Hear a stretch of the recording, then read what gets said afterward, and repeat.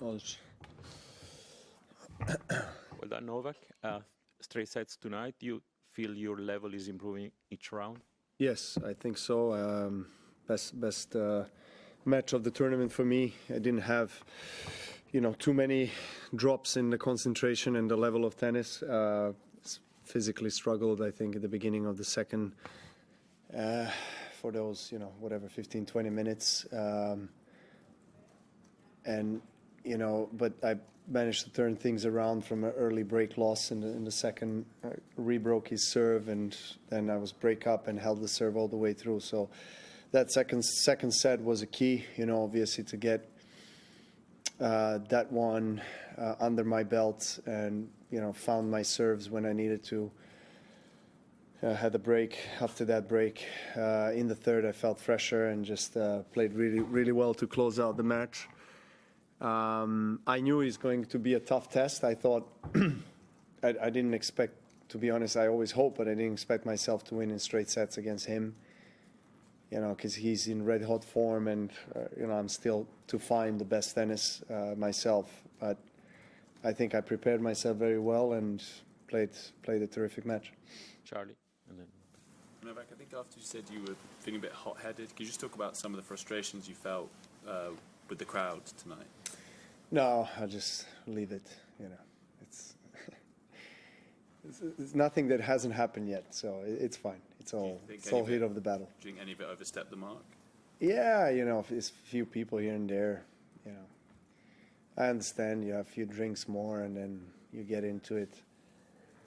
But, on the court it's frustrating, so and it comes in a bad moment, and, and if it's repetitive, it happens like for an hour, and somebody tells you in the corner things that you don't want to hear, and, constant provoking, then of course it's, it comes to a point where you just, you respond. So I tried to tolerate, but then at one point I had to respond, and that's all to say. But I was sort of similar thing. Danielle Collins played last night, if you saw, and she got a lot of attention for her own interactions with the crowd. I loved her response. Yeah, so I'm just wondering. I loved it. Everything she said on the court, off the court. Big fan of Danielle Collins after that. I was before, but now, big fan. You think that sort of thing I should love be it. More, I guess, appreciated, and that you can give it back. Like if you're I getting actually it, thought. yeah. I mean, I heard some comments of people that she shouldn't have said that or that. I think she handled it really well.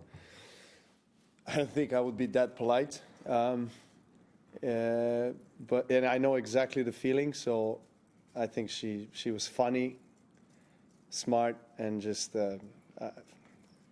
big fan of what she did.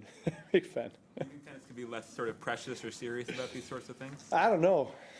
Yes and no, I guess. I don't know. We have the history and tradition that we are proud of, and it makes our sport different from other sports. But at the same time, I think we've been a little bit behind the other sports with changes and trying to keep the pace with the evolution of society and the new generation that we all know doesn't have that much of a great attention span, and they want the movement, they want things, so for example, last couple of years, I think only that we have this new rule where people are able to come in even if it's another changeover. So I guess that's one of the ways to really try to open up a bit more and not have strict rules. It's not easy for players, I guess. I mean, from my side, not easy to go from one end to another extreme and just let everybody say whatever they want to say, talk, scream during the point. So I feel like with tennis, it takes a little bit of more time. But with next gen finals, which is a concept that I think is very positive for our sport, and I had my differences with Chris Kermode, our former president, but with next gen finals, I think it was a brilliant idea to test, certain changes that we might want to implement on a tour level the highest tour level. I think they had, I don't know if they still have it, they had this headphones coaching, and then everyone watching on TV can hear what the player and coach are talking about. Fast 4 sets, no ed, no let. Maybe not everything is ready to be implemented on the highest level, but I think there are certain changes that are worthy of considering.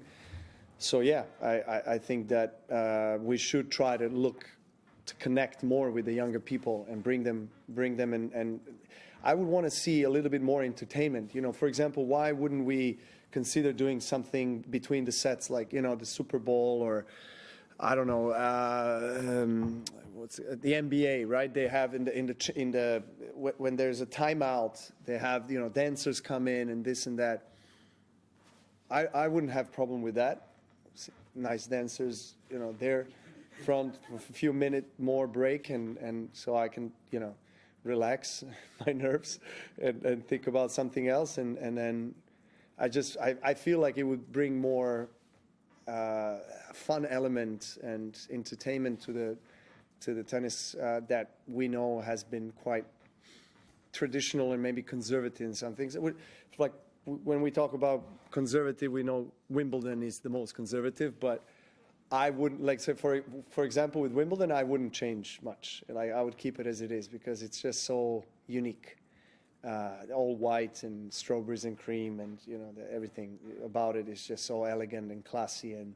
But all the others, U.S. Open. I mean, in USA, you guys know very well what the entertainment is about, and so I think I'm up for it. It's just like maybe gradual changes.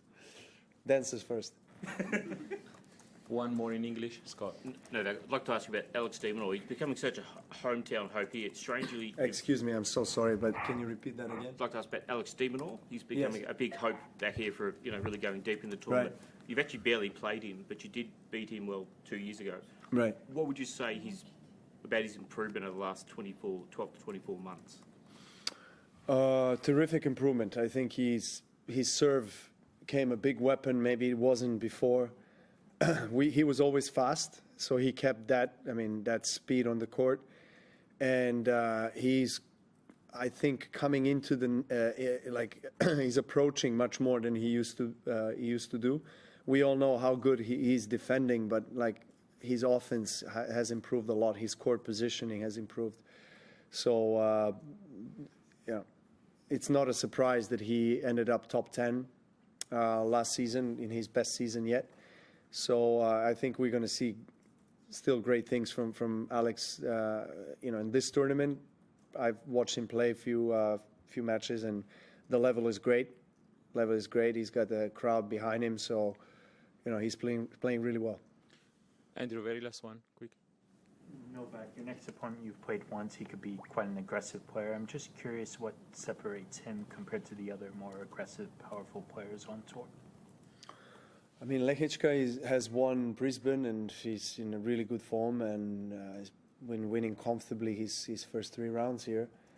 So, for sure, another Czech player that I'm going to face. That there are some similarities between him and Machac, I think. The Czech tennis school backhands are terrific. Such a solid backhands, and Lehečka is one of the fittest guys on the tour, and I think his serve is underestimated. It's a big weapon. Wins a lot of free points in the first serve, and the more matches you win, the more confident you are. So I'm sure this kind of matchup comes at the right time for him. I'm sure he feels that he can beat me, and if we play in the center court, night session, it will be a great matchup. I'm looking forward to it. I like the way I played tonight, and I can expect another very, aggressive player that plays very flat, similar to what I experienced tonight, and hopefully the result will be the same. Thank you.